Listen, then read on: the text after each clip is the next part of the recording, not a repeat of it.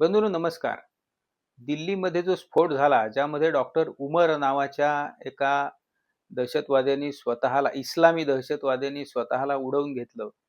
शाहीन, आदिल वगैरे या नावाची विशेष शांतताप्रिय समाजाची लोक डॉक्टर बरं का, म्हणजे असं नाही की अडाणीपणामुळे या धंद्याला लागले. मुळात त्यांच्या जीन्समध्ये हा धंदा आहे असं दिसतंय. तर त्यांना अटक झाली. त्यातल्या एकाचा भाऊ दुबईतनं सूत्र हलवत होता. त्यातला कुणीतरी एक म्हणे असं विष बनवत होता की हिंदूंच्या प्रसादात, देवळांच्या प्रसादात घालून हिंदूंना मारायचं. असं काय काय उद्योग यांचे चालू होते.